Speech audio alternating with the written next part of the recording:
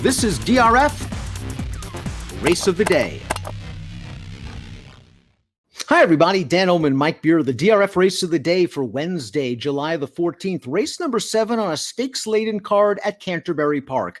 Let's throw up the field for the $50,000 Minnesota Turf Distaff, going a 2-turn, 7.5 furlongs on the turf. You can download free Formulator past performances for the Bastille Day Race of the Day on the Race of the Day event page at DRF.com.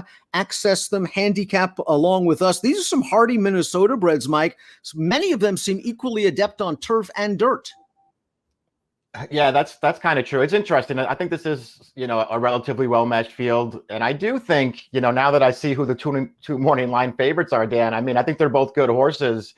I think there's an argument to be made that both the 2 and the 6 might actually be better on dirt. It'll be interesting to see. Let's throw up the Timeform US pace projector. Our friends at Timeform US believe that this pace will be fast. The 1, Defend the Rose, has speed and the rail. That horse has to go. The 2, Ready to Run Away, that horse can sit a little bit off the pace. There are a couple that can go, including the 10 horse Rush Hour Traffic. And even the horse on the far outside, the 11, Rental Pool, has speed. The pace should be solid. Yeah, I agree with that. It should be solid. It may or may not actually be fast, but I don't think they're going to be walking up front. Third start of the form cycle for the number 1, Defend the Rose, who should be forwardly placed. She won her seasonal debut, but that was in a condition claiming event. Last time out, she had a clear lead in an allowance race, and she faltered, but that was against open foes. Now back against Minnesota breds. I think this is a tough spot for her if this pace is fast. Yeah, I agree. I thought that she would probably need to, maybe catch some breaks if she was going to beat this field, and she may not get that if this pace heats up. The 2 is Ready to Run Away. Ready to Run Away has only raced once previously on the turf. It was in this race last year, and she ran fine. She just missed to First Mate, who's also in here. She's got good tactical speed, and she comes in sharp off a win over a wet dirt track. Yeah, actually, her form overall is really good. Again, I think you could sort of make the argument that she's better on dirt, but I guess that remains to be seen because they've only tried her on turf once, and as you mentioned, that was in this race last year. She ran really well. I don't think she had any excuse not to win that day, Dan. Her trip was fine, but the winner got a really good trip to beat her. One of several in here for the leading barn, Mac Robertson. The 3, Shabam, makes her stakes debut. She would really appreciate a fast pace up front. She made a late gain last time out as the beaten favorite in an open entry-level non-winners of one other then. Needs a little bit of a buyer boost. Yeah, it'll be interesting to see what she does here. She's going to be a price, and she could probably win if she gets the right trip in here. She does look, maybe a little bit cheap for this field. They'd claimed her for 25 off the layoff, 3 starts back. Her first 2 starts for these connections aren't great, but maybe she gets a good trip here and gets a piece. Diva Tequila, the number 4, is 30 to 1 on the morning line. But if this pace is fast and she gets a trip, maybe you can upgrade her into at least the bottom of your single race exotics. She was able to get a piece in a condition claimer on dirt last time out. 2 starts back on the turf. Her one and only turf route since 2019 wasn't the cleanest trip. It wasn't. She wasn't very effective in that race, but maybe she had a little bit of an excuse. Yeah, I wonder if she's good enough, Dan. I wonder if she really wants to go this far. First Mate, the number 5, coming off a runner-up effort in an open allowance race. Let's watch that race right now over course and distance on June the 30th. Sat off of a solid pace, going to come with a run down towards the inside. You see her altering course sharply. She has a look at this. She's going to be beaten a length. The 4th place horse would come back to win on dirt with a 78 buyer. Yeah, she runs well in this race. She's only second best at the end of the day. That trip that she got there is sort of similar to the trip she got when she won this race last year when she beat Ready to Run Away. Set a nice trip saving ground, got through on the inside and prevailed. She has races that make her very, very competitive in here. And in some ways you could argue that as opposed to the 2 favorites who are just really, really good on dirt, this filly might be better on turf.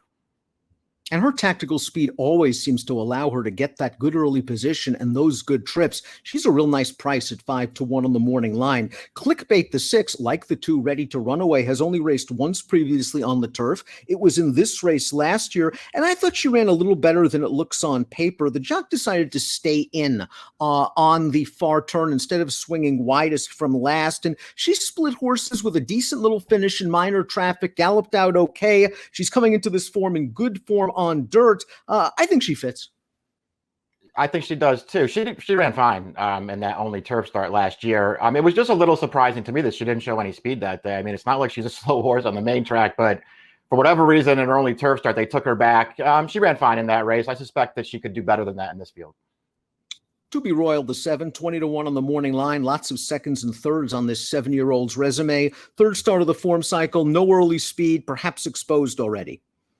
Yeah, I didn't really see the upside for her, and she really hasn't run a race that makes her a contender in here.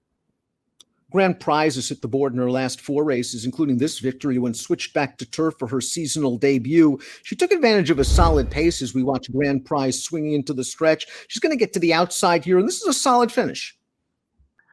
Yeah, I mean, she runs pretty well in here, makes up a lot of ground in the stretch. She's going to wind up running down Rush Hour Traffic, who got a very good trip and was only second best in here. I like the way this this mare finishes in this race. Maybe she can take a step forward.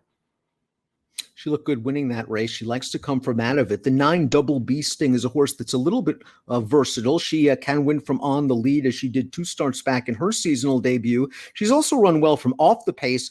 The last race, Mike, that might be the issue. I think they kind of rated her a little bit too much. You got to let this horse go and at least find good position. They took a hold of her last time out. I don't think she makes the lead in here, but she might be able to sit.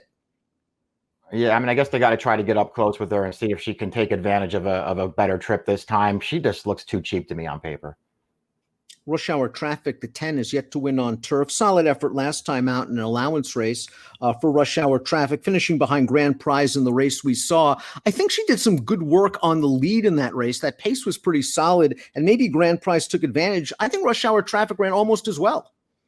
Yeah, I mean, she ran fine in there. Maybe the trip did make the difference. I thought all in all, maybe it was the pace down. I thought all in all, she got a good trip and didn't really have much of an excuse, but maybe you're right. Maybe the pace did her in.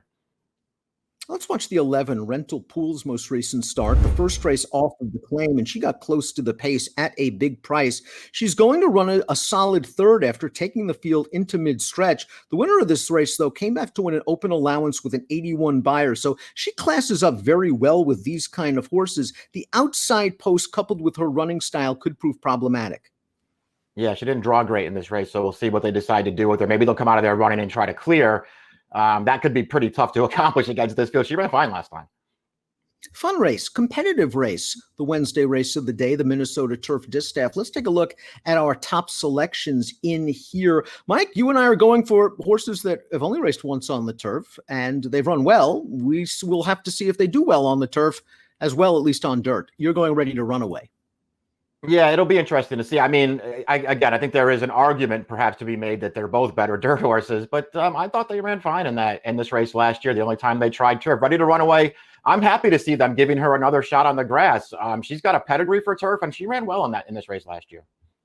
And I respect her. I picked her second. Clickbait, I thought, ran sneaky well in this race last year. She's coming into the race in good form. I'd like to see a little bit more speed than what she showed in this race last year. I don't think she needs to come from dead last, but if the pace is solid, perhaps it will all work out. 2586 for Mike, 6285 for me. Wednesday race of the day, nice card at Canterbury. It's race number 7, the Minnesota Turf Distaff. Get those free PPs on the race of the day event page.